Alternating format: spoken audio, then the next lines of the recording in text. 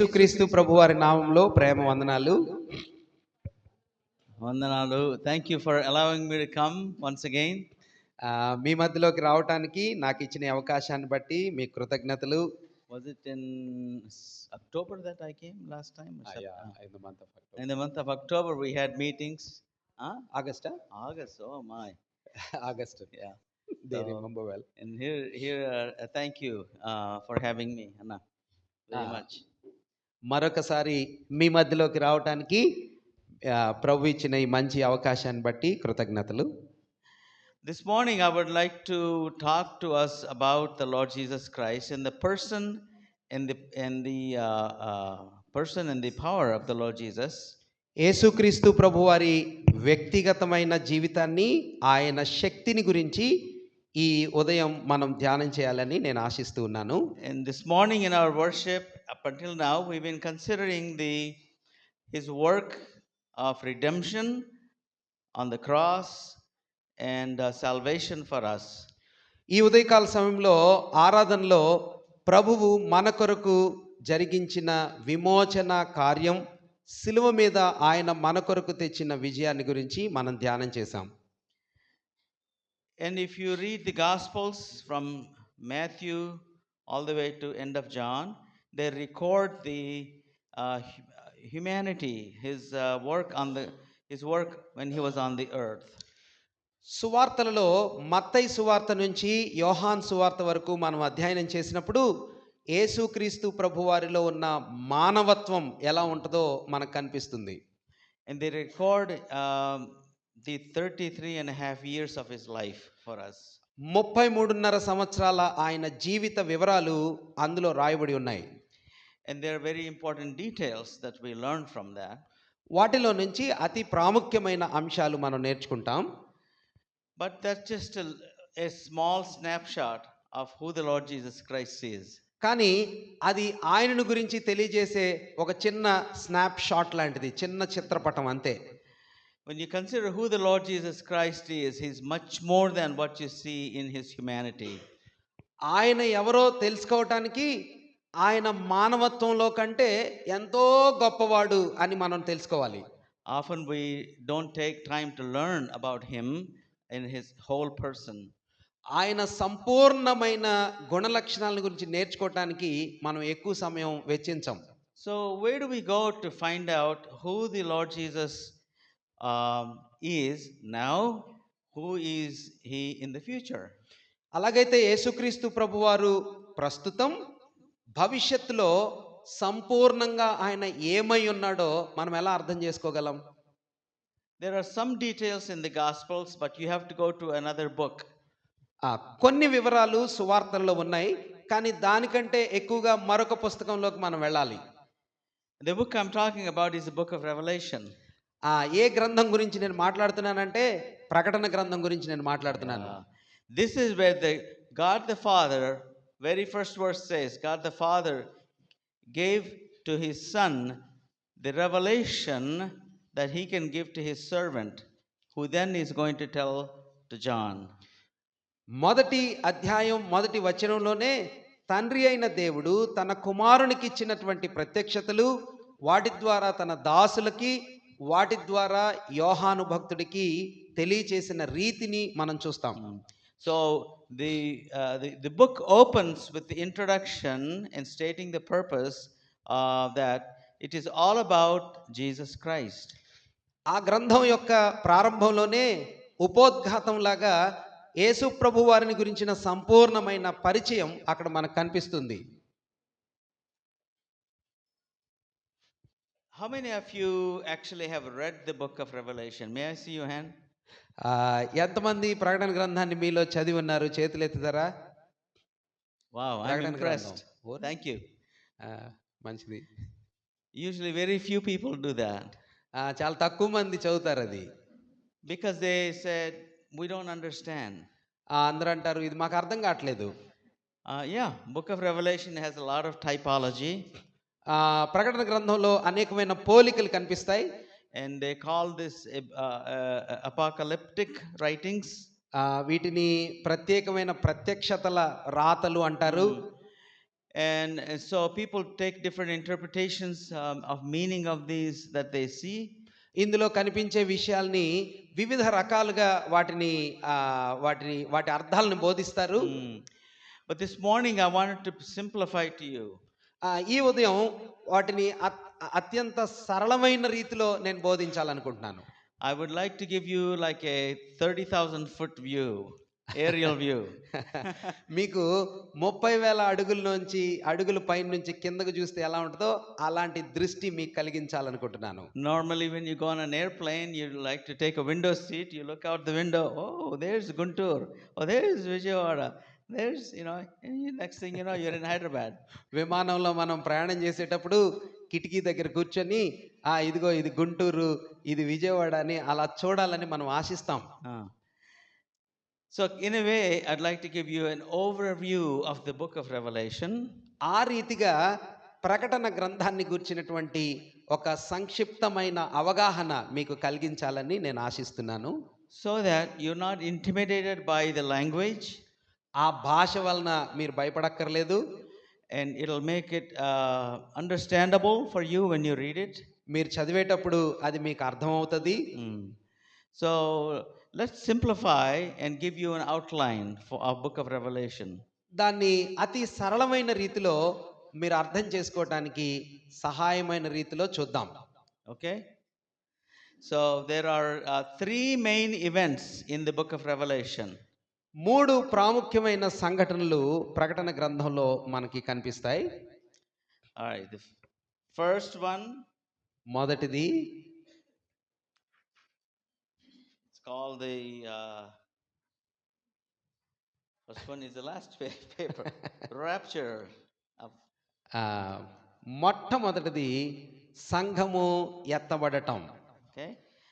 దీన్ని నేను తెలుగులో ఎత్తబడటం అని మాత్రమే రాశాను. సంఘం ఎత్తబడటం, that's the one event. అది మొదటి సంఘటన.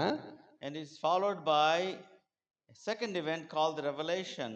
దాని వెనువెంట ప్రత్యక్షపరచబడటం, the revelation of Jesus Christ. యేసుక్రీస్తు ప్రభువారు తనను తాను ప్రత్యక్షం చేసుకోవటం. The last event is called the retribution. ఆఖరి సంఘటన ప్రతిదండన. Okay? So remember these three main events: rapture, revelation and retribution. ఈ 3 ప్రాముఖ్యమైన విషయాల్ని జ్ఞాపకం పెట్టుకోండి. సంఘం ఎత్తబడటం, దేవుడు ప్రత్యక్షపరచబడటం, ప్రతిదండన జరగటం. What I'm going to present to you is going to present to you the events in a chronological way, not in the numerical way. అవి రాయబడిన రీతిలో కాదు కానీ అవి జరగబోయే క్రమబద్ధమైన రీతిని నేను మీకు బోధించబోతున్నాను. So you keep this in your mind when you read the book of Revelation. ప్రకటన గ్రంథాన్ని మీరు చదివేటప్పుడు ఈ విధమైన క్రమాన్ని మీ మనసులో గుర్తుపెట్టుకోండి. Okay? Rapture, revelation and retribution. సంఘం ఎత్తబడటం, ప్రభు ప్రత్యక్షపరచబడటం, ప్రతిదండన చేయటం. So the next main event is going to be the rapture of the church. సంఘం ఎత్తబడటం అనేది వెనువెంట జరగబోయే సంఘటన. It is going to trigger all these events. దాని ద్వారా ఇవన్నీ తర్వాత సంభవిస్తాయి. It is recorded for us in Revelation chapter 4. I'll give you the verse in a minute. ఒక్క నిమిషంలో నేను మీకు వచనాన్ని చూపిస్తాను. ప్రకటన గ్రంథం 4వ అధ్యాయంలో ఈ సంఘటన రికార్డ్ చేయబడింది. Before the church is raptured, there are 3 more chapters in the Bible before chapter 4. 4వ అధ్యాయానికి ముందుగా 3 అధ్యాయాలు ఉన్నాయి. సంఘం ఎత్తబడటానికి ముందుగా చెప్పబడిన అధ్యాయాలు. In there is Christ's message to the church. వాటిలో సంఘాలకు ప్రభువు ఇచ్చినటువంటి సందేశాలు ఉన్నాయి. Chapter 2 and chapter 3 record those messages to the 7 churches. 7 సంఘాలకు ప్రభువు ఇచ్చినటువంటి బోధనల గురించి ఆ 2 అధ్యాయాలు మనకు బోధిస్తున్నాయి. There were literally 7 of those churches at the time when John was alive in 70 AD. 70వ సంవత్సరంలో, క్రీస్తు శకం 70వ సంవత్సరంలో యోహాను భక్తుడు బ్రతికి ఉన్నప్పుడు ఆ సంఘాలు అక్షరాలా ఉన్నాయి. And the message was specifically directed to them. వాటికి ఆ బోధలు అందించబడ్డాయి. And they also, some theologians say that they're historically applied to the church throughout the ages. ఆ యుగాలలో చారిత్రాత్మకంగా ఆ బోధలు సంఘాలకు వర్తిస్తాయి అని కొందరు నమ్ముతారు. And most certainly, those messages apply to us today. ఆ సందేశం ఈనేటి దినం మనకు కూడా వర్తిస్తుంది. So, chapters 2 and 3 contain that. 2-3 అధ్యాయాల్లో ఆ వివరాలు మనకు కనిపిస్తాయి. In chapter 1, the very presentation of the Lord Jesus is there, which we'll take a look in a few minutes. ఆ మొదటి అధ్యాయంలో యేసు ప్రభు వారి యొక్క మహిమ దృశ్యం మనకు కనిపిస్తుంది. కొంతసేపట్లో మనం దాన్ని చూస్తాం. Okay? సరేనా? So, chapter 4, the rapture of the church. 4వ అధ్యాయం సంఘం ఎత్తబడటం, and which commences an event between the rapture and the revelation, the 7-year period of tribulation. సంఘం ఎత్తబడటం ప్రభు తనను తాను ప్రత్యక్షపరుచుకునే సమయానికి మధ్యలో 7 దినాల శ్రమల కాలం ఉంటుంది. So there is a tribulation period. కాబట్టి 7 సంవత్సరాల శ్రమ కాలం ఉంటుంది ఇక్కడ. Okay, so after the 7-year tribulation, the Lord Jesus is going to come in all his glory. It says with his army. 7 సంవత్సరాల శ్రమల కాలం తర్వాత ప్రభు తన మహిమతో సర్వ సైన్యంతో దిగి వస్తాడు అని రాయబడింది. And that's when he comes, and there's some events will take place. ఆయన వచ్చినప్పుడు కొన్ని సంఘటనలు సంభవిస్తాయి. First of all, he's going to bind Satan for 1,000 years. సాతానుని 1000 సంవత్సరాలు బంధిస్తాడు. And he's going to throw those who rebel against him into lake of fire. పాతాళములో వారిని పడవేస్తాడు. And then this commences a next event called the 1,000-year reign of Christ, the millennial reign of Christ. దీని వెనువంట ప్రభువు 1000 సంవత్సరాలు చేసే పరిపాలనా సమయం ఉంటుంది. He is going to reign on this earth as king. ఈ భూమి మీదనే ఆయన రాజుగా 1000 సంవత్సరాలు పాలించబోతున్నాడు. There's going to be peace on this earth. ఈ భూమి మీద శాంతి ఉండబోతుంది. There's going to be justice on this earth. ఈ భూమి మీద న్యాయం జరగబోతుంది. And there's going to be no wars that 1,000 years. ఆ 1000 సంవత్సరాల్లో యుద్ధాలు ఉండవు. Hard to imagine that. అది ఎంత కష్టమో కదా ఊహించుకోవటం. When the Prince of Peace is king, there's going to be peace on earth. శాంతికి రాజైన ప్రభు భూమి మీద ఉన్నప్పుడు భూమి మీద నెమ్మది శాంతి ఉంటుంది. Following the 1,000-year reign, for a little while he's going to release Satan from the bottomless pit, and Satan will lead a rebellion against the Lord. 1000 ఏండ్ల పరిపాలన తర్వాత పాతాళంలో బంధించబడిన సాతాడు కొద్ది సమయానికి విడిచిపెట్టబడతాడు. వాని ద్వారా ఒక వ్యతిరేకత జరుగుతుంది. ప్రభు దాన్ని ఎదుర్కొంటాడు. That's where the retribution is going to happen. He's going to cast Satan for the last time into the lake of fire, and all those who rebelled will also be put into lake of fire. దానిని బట్టి ఆ ప్రభుకి ప్రతిఘటించే వారందరినీ ఆఖరిసారిగా సాతానుని నరకంలో పడవేస్తాడు. ఆయనకి వ్యతిరేకించే వారందరినీ ఆఖరిసారిగా ప్రభు శిక్షిస్తాడు. This is where he takes the throne, he takes the judgment seat called the great white throne. ఇక్కడ ప్రభు ధవళ సింహాసనం, తెల్ల సింహాసనం మీద కూర్చొని తీర్పు తీరుస్తారు. Every person that ever lived on earth from Adam to that point, he's going to stand.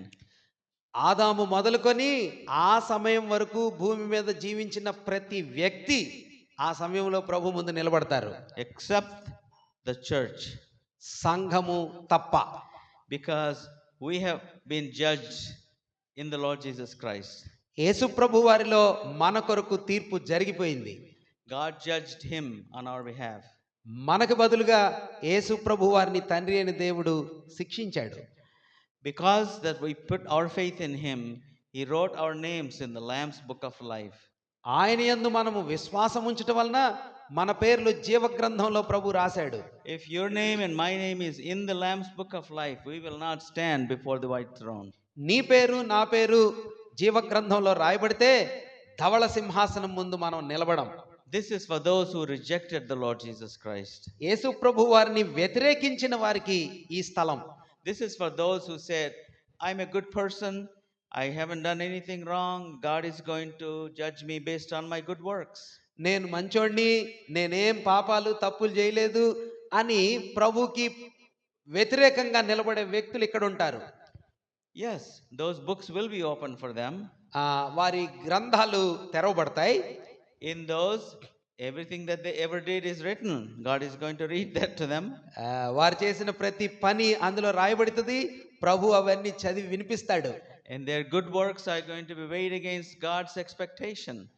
వాళ్ళ మంచి పనులు దేవుని స్థాయిలో ఎన్ని కౌంట్ చేయబడతాయి. And they will not measure up. అయేమి తోగవు. So, consequence is the lake of fire. దాని యొక్క ప్రతిఫలం నరకం. That is the retribution that the Lord Jesus is going to issue from the great white throne. ఆ ధవళ సింహాసనం దగ్గర నుంచి ప్రభు చేసే ప్రతిదండన కార్యం అక్కడ కనిపిస్తుంది. From there, the next event is going to be eternity. అక్కడ నుంచి తర్వాత జరిగే సంఘటన నిత్యత్వం. New heaven, క్రొత్త ఆకాశం, new city, క్రొత్త పట్టణం, and the dwelling place of God with his people. దేవుడు నివసించే స్థలంలో ఆయన బిడ్డలు ఉండటం For eternity. నిత్యత్వంలో. Okay? Those are the events that are recorded in the book of Revelation. ఈ విధమైనటువంటి విషయాలు ప్రకటన గ్రంథంలో రాయబడి ఉన్నాయి. Let me give you a quick overview. వీటన్నిటిని ఒక సమగ్రంగా చూద్దాం. చూడండి. Christ's message to the seven churches, chapter 1 and 2 and 3. మొదటి 1వ అధ్యాయం, 2వ అధ్యాయం, 3వ అధ్యాయంలో సంఘాలకు ప్రభు చేసినటువంటి బోధన. Rapture of the church, సంఘం ఎత్తబడటం, 7-year tribulation, 7 సంవత్సరాల శ్రమల కాలం, second coming of Christ with the church, సంఘముతో ప్రభు రెండోసారి భూమి మీదకి దిగి రావటం, establish his kingdom on earth, భూమి మీద ఆయన రాజ్యాన్ని స్థాపించటం, binding of Satan for 1,000 years, 1000 సంవత్సరాలు సాతానుని బంధించటం, and Christ reign on this earth for 1,000 years, ప్రభు భూమి మీద 1000 సంవత్సరాలు పరిపాలించటం, and Satan's final rebellion, సాతానుని యొక్క ఆఖరి వ్యతిరేకత, and being thrown into lake of fire. వాడు తిరిగి బంధించబడి నరకంలో పడవేయబడటం. And every unbeliever is also going to be thrown in the lake of fire. ప్రతి అవిశ్వాసి కూడా ఆ నరకాగ్నిలో పడవేయబడతాడు. Which ushers in the eternity. దాని ద్వారా నిత్యత్వంలోకి ప్రవేశించటం.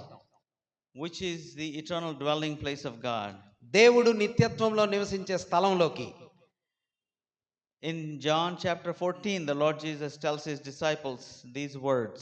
యోహాను సువార్త 14వ అధ్యాయంలో ప్రభు తన శిష్యులతో ఈ మాట అన్నారు. Let not your hearts be troubled. Believe in God, believe also in me. మీ హృదయాలు కలవరపడనివ్వకండి. దేవుణ్ణి విశ్వసిస్తున్నారు కాబట్టి నన్ను కూడా నమ్మండి. In my Father's house are many mansions. నా తండ్రి ఇంట అనేకమైన నివాసములు కలవు. If it were not so, I would have told you. ఒకవేళ లేకపోతే నేను మీకు చెప్పుండేవాడిని. And I go prepare a place for you. నేను వెళ్ళి మీ కొరకు స్థలము సిద్ధపరుస్తాను. And I'll come again, take you unto myself. నేను తిరిగి వచ్చి మిమ్మల్ని తీసుకొని పోతాను. That's where I am, you may be also. నేనుండు స్థలములో మీరును ఉండులాగన నేను వస్తానని చెప్పారు. That is his promise to every one of his disciples. ఆయన శిష్యులందరికీ చేసినటువంటి వాగ్దానం అది. And that's what we live for. దాని కొరకే మనం ఎదురు చూస్తున్నాం. This life is fading away. ఈ జీవితం వాడిపోయేదే. This life is so short. ఈ జీవితం చాలా చిన్నది. Compared to eternity, it's like a blink. నిత్యత్వంతో పోల్చుకుంటే అది కనురెప్పపాటు లాంటిదే. To be with the Lord forever and ever in his glory is what we long for. దేవునితో కలిసి నిత్యత్వపు మహిమలో నిరంతరము ఉండే సమయం కోసం మనం ఎదురు చూస్తున్నాం. Okay? అవునా? So that is the book of Revelation as an overview. ప్రకటన గ్రంథం యొక్క సారాంశం ఇలాగా కనిపిస్తుంది. So when you read the book of Revelation, read it in this way. So I gave you the chapter breakdowns. ప్రకటన గ్రంథం మీరు చదివేటప్పుడు ఇలాగా మనసులో పెట్టుకొని చదవండి, మీకు బాగా అర్థమైద్ది. Any questions? ఏమైనా ప్రశ్నలు ఉన్నాయా? అర్థమైందా? చెప్పండి. ఏమైనా ప్రశ్నలు ఉన్నాయా? Okay. So, if you're taking notes, the rapture is recorded in Revelation chapter 4. ప్రకటన గ్రంథం 4వ అధ్యాయంలో సంఘం ఎత్తబడుట అనే అంశాన్ని గురించి చెప్పబడింది. Let's take a look at that. దాని వైపు మనం చూద్దాం. 4వ అధ్యాయం. Sorry.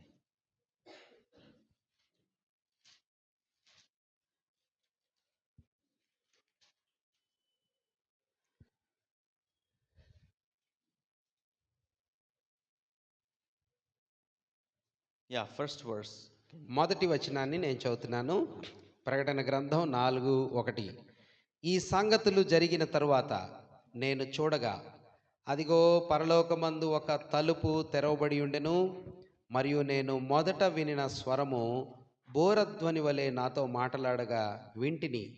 ఆ మాటలాడిన వాడు, ఇక్కడికి ఎక్కి రమ్ము, ఇక మీదట జరగవలసిన వాటిని నీకు కనుపరచెదనెను. Come up here, I will show you what must take place. ఇక్కడికి ఎక్కి రమ్ము, ఇక మీదట జరగవలసిన వాటిని నీకు కనుపరచెదను అంటున్నాడు. And what happens in verse 2? రెండవ వచనంలో ఏం జరుగుతుంది? వెంటనే నేను ఆత్మవశుడనైతిని. Immediately he was in the spirit. వెంటనే అతను ఆత్మవశుడయ్యాడు.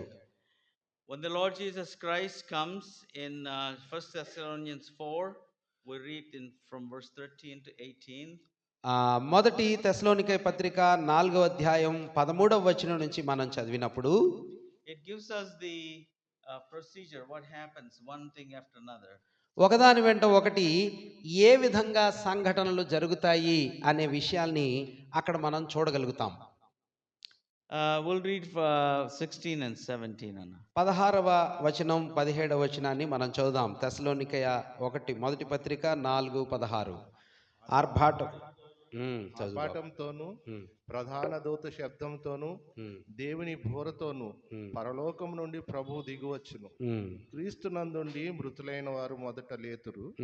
ఆ మీదట సజీవులమై నిలిచి ఉండు మనము వారితో కూడా ఏకంగా ప్రభువును ఎదుర్కొనుటకు ఆకాశ మండలమునకు మేఘముల మీద కొనిపోబడుదుము. కాగా మనము సదాకాలము ప్రభువుతో కూడా ఉందుము. కాబట్టి thank you. The Lord himself will descend from heaven with a shout. ప్రభువే ప్రధాన దూత శబ్దంతో దిగి వస్తాడు. I wonder what the shout is. I wonder what that shout is. ఆ ధ్వని ఎలా ఉంటుందో మనం I believe based on Revelation 4 it will say come up. ప్రకటన గ్రంథం 4వ అధ్యాయం ప్రకారంగా ఎక్కిరమ్ము అన్నట్టుగా ఉంటదేమో. The Lord Jesus comes to the mid-air and he beckons the church, come up. ఆయన సంఘముతో మధ్యాకాశంలోకి చేరి వచ్చి ఎక్కిరమ్ము అంటాడు. In a twinkling of an eye it says we shall be changed. కనురెప్పపాటులో మనం మార్చబడతాం. We will have met the Lord in the air. మనం ప్రభుని మధ్య ఆకాశంలో కలుసుకుంటాం. Everybody that already have gone to be with the Lord will be raised first. ప్రభునందు ముందుగా మృతులైన వారు లేపబడతారు. Followed by us that are alive will also be caught up together with him in the air. సజీవులమైన మనం కూడా వారితో పాటుగా ఎత్తబడి ప్రభువుని కలుసుకుంటాం మధ్యాకాశంలో. So this is what the Bible scholars teach, that in chapter 4 it records the rapture, calling up of the church. Bible పండితులు ఈ రీతిగా సంఘం ఎత్తబడుట అనే అంశం ని గురించి వివరిస్తారు. Because you see in chapter 4 and chapter 5 the heavenly worship. 4-5 అధ్యాయాల్లో పరలోకములో జరుగుతున్న ఆరాధనా పద్ధతిని మనం చూస్తాం. And who is around the throne of God? There are 24 elders. ప్రభు యొక్క సింహాసనం చుట్టూ ఎవరున్నారు? 24 పెద్దలు ఉన్నారు. The 24 elders, 12 of them representing the 12 tribes of Israel and 12 apostles, 12 మంది ఇశ్రాయేలీల యొక్క పెద్దలు, గోత్రకర్తలు, మిగిలిన 12 మంది ప్రభు శిష్యులైన అపోస్తలులు. the church is in heaven. సంఘము పరలోకములో ఉండటం మనం చూస్తాం. So and we see them ascribing to the Lamb in chapter 5, worthy is the Lamb that was slain. 5వ అధ్యాయంలో యోగ్యుడైన గొర్రెపిల్లను వాళ్ళు ఘనపరచటాన్ని, పొగడటాన్ని మనం చూస్తాం. We sang about that. దాని గురించి మనం కీర్తించాం. Worthy is the Lamb that was slain to receive, verse 9. 9వ వచనంలో మనం చూస్తాం, ఆ గ్రంథమును తీసుకొని ముద్రలను, ఆ పెద్దలు, నీవు ఆ గ్రంథమును తీసుకొని దాని ముద్రలను విప్పుటకు యోగ్యుడవు, నీవు వధింపబడిన వాడవై నీ రక్తం ఇచ్చి ప్రతి వంశములోను, ఆయా భాషలు మాట్లాడు వారిలోను, ప్రతి ప్రజలోను, ప్రతి జనములోను దేవుని కొరకు మనుషులను కొని మా దేవునికి వారిని ఒక రాజ్యముగాను యాజకులను గాను చేసితివి, కనుక వారు భూలోకమందు ఏలుదురని క్రొత్త పాట పాడుదురు. We'll sing a new song. మనం అక్కడ ఒక క్రొత్త పాట పాడతాం. Wow.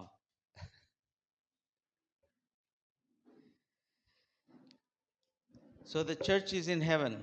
కాబట్టి సంఘం పరలోకానికి ఎత్తబడింది.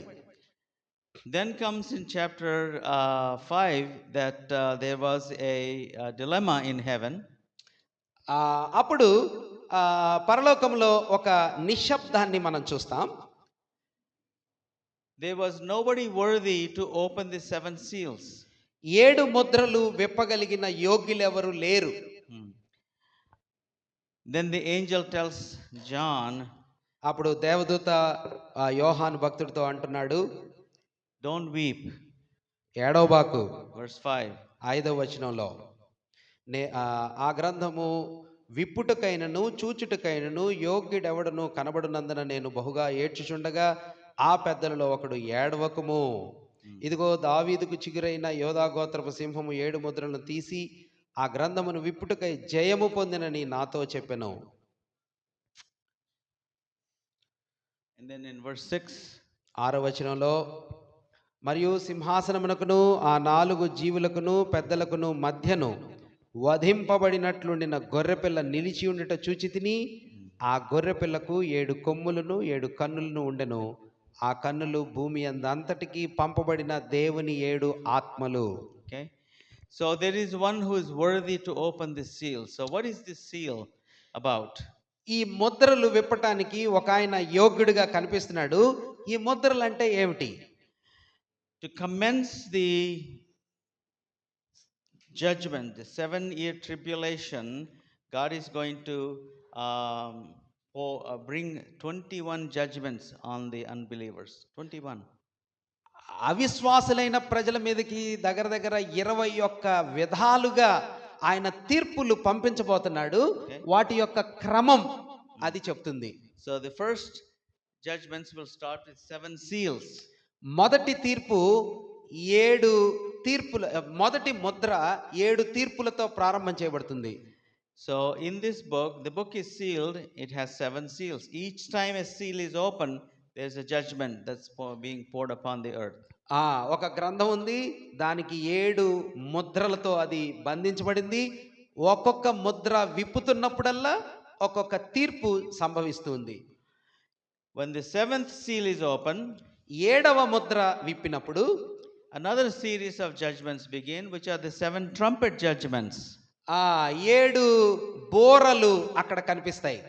Okay, every time the trumpet is blown, there is a judgment on the earth. ఆయన బోర ఊదినప్పుడల్లా ఒక విధమైన తీర్పు భూమి మీద కృమ్మరించబడుతుంది. After the 7th trumpet is blown, there is a 7 vial judgments.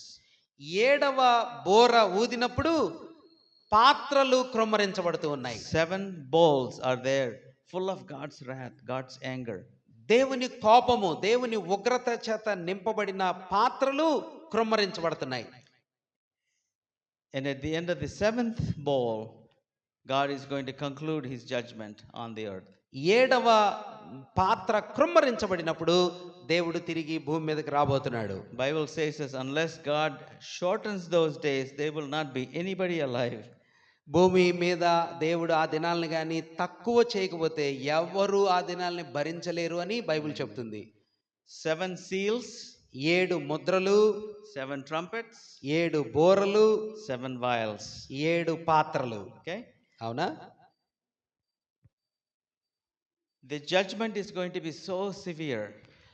ఆ తీర్పు ఎంత కఠినంగా ఉండబోతుందంటే, I'll just read to you what happens during the 7 seals, and for the sake of time, I won't go into the rest of them. ఆ సమయాన్ని బట్టి మనం ఆ 7 ముద్రలు విప్పినప్పుడు ఏం జరుగుతుందో చూద్దాం క్లుప్తంగా. We read that in chapter 6. 6వ అధ్యాయంలో ఆ విషయాలు మనం చూస్తాం. First seal in verse 1 and 2, Antichrist is going to be revealed. మొదటి ముద్ర విప్పినప్పుడు క్రీస్తు విరోధి బయలుపరచబడతాడని 1-2 వచనాల్లో మనం చూస్తాం. 6వ అధ్యాయం 1-2 వచనాలు. He is going to come on white horse. అతను తెల్ల గుర్రం మీద కనిపిస్తాడు. You see, he's a how do I say nakli? He's a Counterfeit. counterfeit. అతను ఒక నకిలీ వ్యక్తి అన్నమాట. Because when Jesus comes in for the second time, he is going to come on white horse. యేసు ప్రభు వారు రెండవసారి వచ్చినప్పుడు అతను తెల్ల గుర్రం మీద వస్తాడు. And many crowns. చాలా కిరీటాలు ఉంటాయి. On his thigh, King of Kings and Lord of Lords. ఆయన తొడ మీద ప్రభువులకు ప్రభు రాజులకు రాజు అని రాయబడి ఉంటుంది. Satan is going to come looking like him. సాతానుడు కూడా ఆయన లాగా కనిపిస్తూ వస్తాడు. That was the beginning of the first judgment. అది తీర్పుల యొక్క ఆరంభం. Second seal in verse 3 and 4 says there will be judgment of war on the earth. 3-4 వచనాల్లో రెండవ ముద్ర విప్పినప్పుడు భూమి మీద యుద్ధం జరగబోతుంది. You and I read World War I, World War II. This is going to top all of those wars. మీరు నేను మొదటి ప్రపంచ యుద్ధం, రెండవ ప్రపంచ యుద్ధం అనే విషయాల్ని మనం చదివాం చూసాం, కానీ అన్ని యుద్ధాల కంటే చాలా ప్రభావపూరితమైన యుద్ధం ఇది. Because Satan is going to create such a war against one another. ఒకరి మధ్యలో ఒకరికి సాతానుడు అటువంటి భయంకరమైన యుద్ధాన్ని కలిగించబోతున్నాడు. And the third seal, when the Lord Jesus opens the third seal, ప్రభువు 3వ ముద్రను విప్పినప్పుడు in verse 5 and 6, there's going to be great famine. 5-6 వచనాల్లో భయంకరమైన కరువు కలగబోతుంది. Today we see famine here and there, particularly in the country of Africa. ఆఫ్రికాలో అక్కడిక్కడ మనం కరువు అంటే ఎలా ఉంటుందో చూస్తున్నాం. In the country of Sudan, things are very bad. Sudan లాంటి దేశాల్లో పరిస్థితులు చాలా భయంకరంగా ఉంటాయి. I mean, it's so bad that children eat dirt. అక్కడ ఎంత భయంకరం అంటే ఆ కరువు వలన చిన్నపిల్లలు మట్టి తింటారు. This judgment is global around the world. కానీ ఈ తీర్పు ప్రపంచవ్యాప్తంగా కలిగే కరువును సూచిస్తుంది. You and I cannot imagine that. నీవు నేను దీన్ని ఊహించుకోలేం కూడా. Fourth seal brings death. 4వ ముద్ర మరణాన్ని తీసుకొని వస్తుంది. 1/4 of the population is going to be wiped out. 1/4 ప్రజలందరూ చనిపోతారు. If today there are 6 billion people and mathematicians, what is 1/4? 6 మిలియన్ల ప్రజలు ఉన్నారు అంటే దానిలో 1/4 వంతు అంటే ఏమవుతుంది? పావు వంతు. 1.5 million. There you go. Very good. A plus. 1.5 billion people. Imagine 1.5 billion people ప్రజలు చనిపోతారు. India right now the population is what? 1.1 maybe? భారతదేశం యొక్క జనసంఖ్య ఎంత? 1.7. 1.07. Is it 1.7? 1.7. Wow. Imagine that. ఆలోచన చేయండి. Worldwide, ప్రపంచవ్యాప్తంగా okay? And fifth seal is going to be martyrs. People who believe in Christ are going to be killed. 5వ ముద్ర విప్పినప్పుడు హతసాక్షులు అవుతారు చాలా మంది. Yeah, these are going to be the Jewish people that are left on the earth. భూమి మీద విడిచిపెట్టబడిన యూదులలో నుండి ఈ హతసాక్షులు ఉంటారు. Remember, the church is raptured up, it's in heaven. గుర్తుపెట్టుకోండి, సంఘం ఎత్తబడింది, సంఘం పరలోకానికి చేర్చబడింది. Sixth seal, there's going to be terror in the sky. Terror in this Terror in the sky. Sky. Cosmic disturbance. ఆరవ ముద్ర విప్పబడినప్పుడు ఆకాశంలో భయంకరమైనటువంటి దృశ్యాలు కనిపిస్తాయి. Six seals, there's going to be pause at that for a little while. ఆరవ ముద్ర విప్పబడిన తర్వాత కొంత సమయం విరామం ఉంటుంది. That would be like mid tribulation, about 3.5 years into it. అది 3.5 సంవత్సరాల శ్రమల కాలాన్ని చూపిస్తుంది. There's going to be 2 witnesses that will come. అప్పుడు 2 సాక్షులు వస్తారు. They're going to tell them to repent. Tell the Jewish people to repent. God is judging. Turn to God. దేవుడు శిక్షిస్తున్నాడు, తీర్పులు క్రమరించబడుతున్నాయి, ప్రభువుని నమ్ముకొని పశ్చాత్తాపపడండి అని యూదులకు బోధిస్తారు. But they won't listen to them, they'll kill them. కానీ వాళ్ళు వినరు, వారిని చంపుతారు. Their body is going to be left alone for 3 days. 3 దినాలు వారి శవాలు, మృతదేహాలు అలానే విడిచిపెట్టబడతాయి. They will be resurrected, taken back up to heaven. వారు పునరుద్ధానులై పరలోకానికి ఎత్తబడతారు. There's going to be another battle in heaven. పరలోకంలో ఒక యుద్ధం జరుగుతుంది. Satan, who is going to be fighting with Michael the archangel, the chief angel. సాతానునికి ప్రధాన దూత అయిన మిఖాయేలుకి యుద్ధం జరుగుతుంది. Michael is going to defeat Satan. మిఖాయేలు సాతానుని జయిస్తాడు. He's going to cast him onto the earth, it says. భూమి మీదకి పడద్రోస్తాడు. Satan will never have access to heaven. సాతానునికి ఇక మరి తిరిగి పరలోకానికి ఎన్నడూ ప్రవేశం ఉండదు. From here he is going to be cast into the lake of fire. ఇక్కడ నుండి అతను అగ్నిగంధకాలతో ఉండే నరకంలోకి పడద్రోయబడతాడు. After these 2 events, the tribulation continues. ఈ 2 సంఘటనల తర్వాత శ్రమల కాలం కొనసాగుతుంది. 7 trumpet judgments, 7 బోరలతో కూడిన తీర్పులు, 7 vial judgments. 7 పాత్రలతో కూడిన తీర్పులు. Those are recorded for us in the book of Revelation. అవి ప్రకటన గ్రంథంలో మన కొరకు రాయబడి ఉన్నాయి.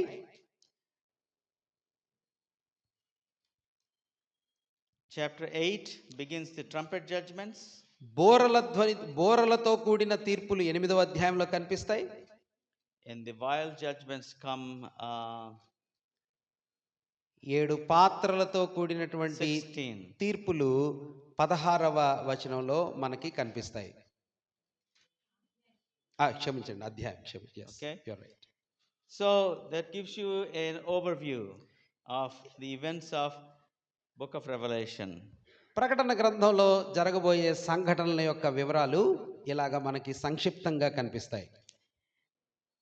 In the few minutes I would like us to talk about the person and the power of the Lord Jesus.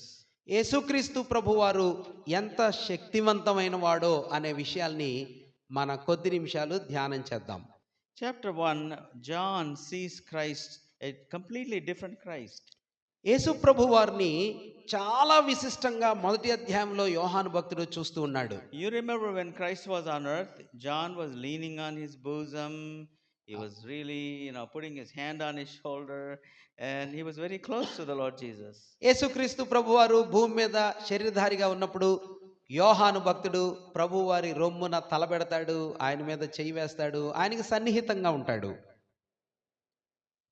So in book of Revelation, when he heard the voice of one, he turned around and this is what he saw. ప్రభు యొక్క స్వరం వినగానే యోహాను భక్తుడు తిరిగి చూశాడు. Verse 12. 11వ వచనంలో, Chapter 1, 12. మొదటి అధ్యాయం 11వ వచనంలో Through 16. 16వ వచనం వరకు మనం ఇలా చూస్తాం. ప్రభు దినమందు ఆత్మవశుడనై ఉండగా బోరధ్వని వంటి గొప్ప స్వరము నీవు చూచుచున్నది పుస్తకములో వ్రాసి Ephesus, Smyrna, Pergamum, Thyatira, Sardis, Philadelphia, Laodicea అను 7 సంఘములకు పంపుమని చెప్పుట నా వెనుక వింటిని. ఇది వినగా నాతో మాట్లాడుచున్న స్వరమేమిటో అని చూడ తిరిగి తిని తిరుగగా 7 సువర్ణ దీప స్తంభములను ఆ దీపస్తంభముల మధ్యను మనుష్య కుమారుని పోలిన ఒకనిని చూచి తిని. ఆయన తన పాదముల మట్టుకు దిగుచున్న వస్త్రము ధరించుకొని రొమ్మునకు బంగారు దట్టి కట్టుకొని ఉండెను. ఆయన తలయు తల వెంట్రుకలను తెల్లని ఉన్నిని పోలినవై హిమమంత ధవలముగా ఉండెను. ఆయన నేత్రములు అగ్ని జ్వాలల వలె ఉండెను. ఆయన పాదములు కొలిమిలో పుటము వేయబడిన మెరయుచున్న అపరంజితో సమానమై ఉండెను. ఆయన కంఠస్వరము విస్తార జల ప్రవాహముల ధ్వని వలె ఉండెను.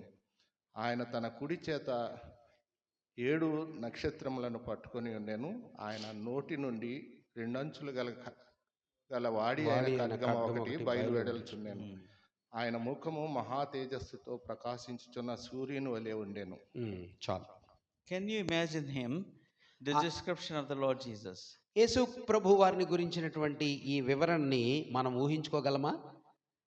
I'm having a hard time. John is having a hard time. యోహానికి కష్టమైంది, నాకు కూడా చాలా కష్టం. In our minds, we remember him as in his humanity, as a human, like one of us. మనలో ఒకని వంటి వాడుగా, శరీరధారిగా ఆయన ఎలా ఉంటాడో అని మన మనసులో ఊహించుకుంటాం. Because that's what the Gospels tell us. ఆ విషయాలే సువార్తల్లో మనం చదువుతూ ఉంటాం. But after the resurrection, the Lord Jesus is glorified. పునరుద్ధానం తర్వాత ప్రభు పరలోకానికి ఎత్తబడ్డారు. This is the glorified Christ looks like. పరలోకానికి ఆరోహణమైన ప్రభు ఇలా కనిపిస్తాడు. John saw him, he fell at his feet. యోహాను ఆయన్ని చూడగానే ఆయన పాదాల ముందు పడిపోయాడు. His voice, he heard his voice, he didn't even recognize his voice. ఆయన స్వరం విన్నాడు కానీ ఇంకా గుర్తు కూడా పట్ల. It sounds like many waters. In other words, if you go to the bottom of a great waterfalls and there's a roaring sound. మీరు ఒకవేళ ఏదైనా జల ప్రవాహాల దగ్గర క్రింద నిలబడితే అది చాలా ప్రభావవంతమైన ధ్వని అక్కడ వినిపిస్తుంది. The biggest waterfalls is in Africa, the Victoria Falls. Africa దేశంలో విక్టోరియా ఫాల్స్ అని ప్రపంచంలో అతిపెద్ద వాటర్ ఫాల్స్ ఉన్నాయి. If you go to the bottom of the Victoria Falls, you can't hear anything. ఆ వాటర్ ఫాల్స్ యొక్క బాటమ్ క్రింద మీరు నిలబడితే మీకు ఏం వినపడదు అసలు. And in the New York there is the Niagara Falls. New York లో నయాగ్రా ఫాల్స్ ఉన్నాయి. And when you go to the bottom of the Niagara Falls, they take you on a boat. You can't hear anything. There is a gushing sound. Niagara Falls దగ్గరికి మీరు వెళ్ళి నిలబడితే ఏం వినలేం. బోట్లో తీసుకెళ్తారు, భయంకరమైన ధ్వని అది. That's what John heard. His voice was like that, sound of many waters. విస్తారమైన జల ప్రవాహాల్లాగా వినిపించిన ధ్వనిని యోహాను భక్తుడు విన్నాడు. Once that was a soft voice, once that was a soft voice that John listened to and enjoyed, is now is a roaring voice. ఒకప్పుడు అది సరళంగా మృదువుగా విన్నాడు యోహాను, కానీ ఇప్పుడు విస్తారమైన జల ప్రవాహాల లాంటి ధ్వని వినిపిస్తుంది. The eyes that were full of kindness and the eyes that were full of mercy are now red. Judgment is in his eyes. ఆయన దయగల చూపులు ఒకప్పుడు, ఆయన కృపతో కూడిన దృష్టి ఒకప్పుడు, కానీ ఇప్పుడు ఎర్రగా తీర్పు తీర్చడానికి సిద్ధంగా కనిపిస్తున్నాయి. Christ is coming to judge the earth. భూమిని తీర్పు తీర్చడానికి ఆయన రాబోతున్నాడు. And out of his mouth comes a sharp two-edged sword, it says. ఆయన నోట నుండి 2 అంచులు కలిగిన ఖడ్గం వస్తుంది. It's not literal sword. అది అక్షరార్థమైన ఖడ్గం కాదు. But his word is such a judging word, it pierces the heart of a man. మానవ హృదయాన్ని ఛేదించే వంటి అర్థాలతో కూడిన ఆయన పదాలు, తీర్పు తీర్చే మాటలు ఆయన నోట వెల్లడవుతున్నాయి. As the eternal judge, when he judges and he declares the judgment, there's no defense.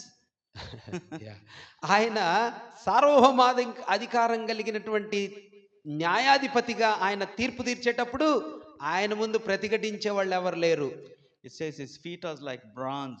Bronze is like it's an alloy of copper and iron, right, brother? ఆయన పాదాలు అపరంజిలాగా కనిపిస్తున్నాయి. అపరంజి పాదాలు. They crush whatever they step on, they crush it. ఆయన అడుగుపెట్టిన ప్రతి స్థలం నలిగిపోయిద్ది అంతే. This is the Christ that is coming. ఇటువంటి రక్షకుడైన యేసు ప్రభువారు రాబోతున్నాడు ఈ రీతిగా. He is going to judge the earth. ఆయన భూమిపైన తీర్పు He తీర్చబోతున్నాడు. is going to judge the unbeliever. ఆయన అవిశ్వాసులకి తీర్పు తీర్చబోతున్నాడు. But you don't have to be part of that judgment. ఆ తీర్పులో మనం ఉండనక్కర్లేదు. You can escape that judgment by putting your faith in the Lord Jesus Christ. యేసుక్రీస్తు ప్రభువారి పైన విశ్వాసం ఉంచి ఆ తీర్పుని మీరు తప్పించుకోవచ్చు. Because God has already judged a believer's sins in Christ. విశ్వాసి యొక్క పాపాలని క్రీస్తు ప్రభువారిలో తండ్రి అయిన దేవుడు ముందే శిక్షించేశాడు. That's why in Paul writes in Romans chapter 8 verse 1.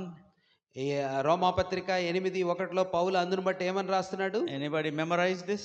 ఎవరైనా గుర్తుందా? Sister? Amen. ఇప్పుడు క్రీస్తునందున్న వారికి This is not for those who are in Christ. క్రీస్తు ప్రభువారిలో ఉన్న వారికి ఇవేవి వర్తించవు. What a blessing. ఎంత ఆశీర్వాదం. But if you are not in Christ, this is going to be what you are going to face. ఒకవేళ ప్రభువులో మీరు లేకపోతే వీటన్నిటిని మీరు ఎదుర్కోవాలి. Today is a day of salvation, Bible says. Bible గ్రంథం అంటుంది ఈ దినమే రక్షణ దినం. This is an opportune time. ఇది మనల్ని ప్రభు దర్శించే అవకాశం. You may not have another opportunity. మరొక దినం మీకు రాకపోవచ్చు. Make sure that you come under the grace of God and seek His forgiveness. ఆయన క్షమాపణ పొందుకొని ఆయన సమీపానికి వచ్చే అవకాశాన్ని జారవిడవకండి. Make sure you are in Christ. ప్రభు నందు మీరు ఉన్న నిశ్చయత పొందండి. So, and then at the end of, I just want to conclude with this. So at the end of the great white throne, and the God ushers in the eternity. ప్రతిదండన అనే సంఘటన జరిగిన తర్వాత ప్రభువు నిత్యత్వంలోనికి ప్రవేశించినప్పుడు we read the beautiful picture of the Lord Jesus in Revelation chapter 21 and 2, and we'll conclude with this. ప్రకటన గ్రంథం 21వ అధ్యాయంలో ప్రభు యొక్క అద్భుతమైన చిత్రాన్ని మనం చూస్తాం. ప్రకటన 21. Yeah, 21. అంతట నేను క్రొత్త ఆకాశమును క్రొత్త భూమిని చూచితిని. మొదటి ఆకాశమును మొదటి భూమియు గతించిపోయెను, సముద్రమును ఇకను లేదు. మరియు నేను నూతనమైన యెరూషలేమును ఆ పరిశుద్ధ పట్టణము తన భర్త కొరకు అలంకరింపబడిన పెండ్లి కుమార్తె వలె సిద్ధపడి పరలోకమందున దేవుని యొద్ద నుండి దిగివచ్చుట చూచితిని. అప్పుడు ఇదిగో దేవుని నివాసము మనుషులతో కూడా ఉన్నది. ఆయన వారితో కాపురముండును, వారు ఆయన ప్రజలయుందురు. దేవుడు తానే వారి దేవుడై ఉండి వారికి తోడయుండును. చదువునన్నా? ఫోర్త్ కూడా చదువు. ఆయన వారి కన్నుల ప్రతి బాష్ప బిందువును తుడిచివేయును, మరణము ఇక ఉండదు, దుఃఖమైనను ఏడ్పైనను వేదనైనను ఇక ఉండదు. మొదటి సంగతులు గతించిపోయినని సింహాసనములో నుండి వచ్చిన గొప్ప స్వరము చెప్పుట వింటిని. ఆమేన్. Wow. This is also our Christ. ఇది కూడా మన ప్రభువులో ఉన్నదే. Church, you're not going to be facing Judge Jesus Christ. సంగమా, ప్రభు యొక్క తీర్పుల్లో మనం ఉండం. You're going to be facing the husband, the Lord Jesus Christ. భర్త వంటి మన ప్రభుని మనం ఎదుర్కోబోతున్నాం. He's going to set up, I like the word in English, in Telugu. భర్త కొరకు సిద్ధపడి కాపురం చేయన మనుషులతో, దేవుని నివాసము మనుషులతో కూడా ఉన్నది. ఆయన వారితో కాపురముండును. What a beautiful word. ఎంత మంచి పదమో చూడండి. When a husband and wife get married, they start a family, and it's called కాపురం. ఆ మాట. భార్యాభర్తలు పెళ్లి చేసుకున్నప్పుడు వారికి ప్రయోగించే పదం అది, కాపురం ఉండటం. We're going to be with the Lord. We are going to be with Him. మనం ప్రభుతో అలా ఉండబోతున్నాం. For eternity.